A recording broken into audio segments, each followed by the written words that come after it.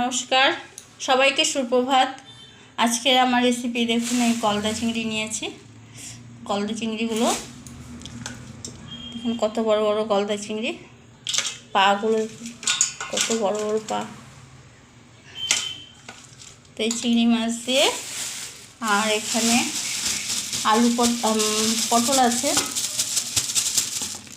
এই পটল দিয়ে আলু দিয়ে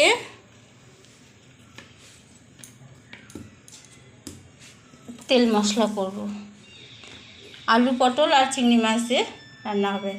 আর এই লেবু, দুপুরবেলা খুব গরম লাগে, লেবুর শরবত করব। আর হচ্ছে এখানে তো ভাত হচ্ছে, এই পান্তা ভাত কাটা আছে, এখন পান্তা ভাত কাটা খাবো। খেয়ে তারপর আমি রান্না বসাবো। তো তার আগে আমি মাছটা কেটে রাখি, নয়তো মাছটা খারাপ হয়ে যাবে। মাছটা কেটে ধুয়ে রাখি, সবজি কেটে আমি রেডি করে রাখি।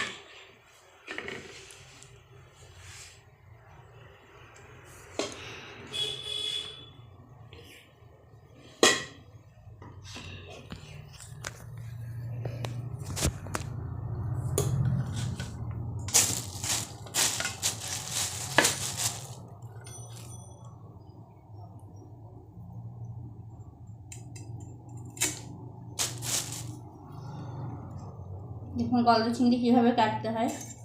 এই পাগুলোকে আমি ফেলে দিই, পাগুলো ফেলে দিই।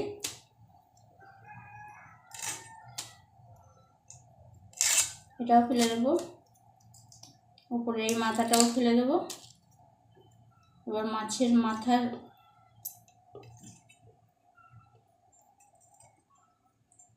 এটাও ফেলে দেবো।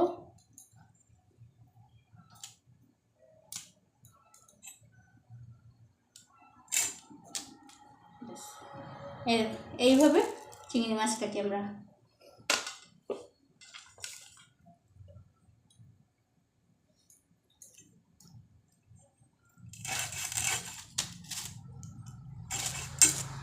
এই চিংড়ি মাছের পা দিয়ে, এই মাথার শুং দিয়ে মুসুরির ডাল ভিজিয়ে বড়া করে, খুব সুন্দর লাগে খেতে। তো আমার অত টাইম হয় না।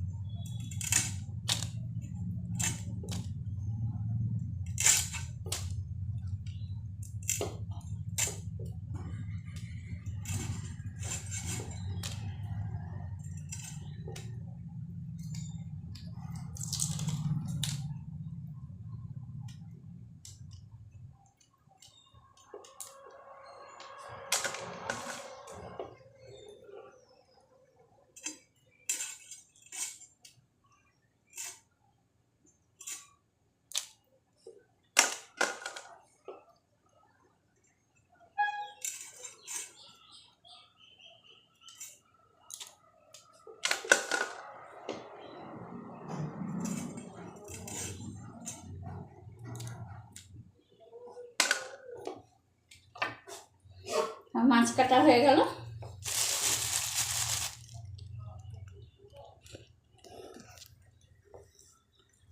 মাছ পুরো কাটা হয়ে গেছে। এই এইগুলো দিয়ে অনেকেই মুসুরির ডাল ভিজিয়ে আর এগুলোর সঙ্গে বেটে বড়া করে খুব টেস্টি হয় খেতে।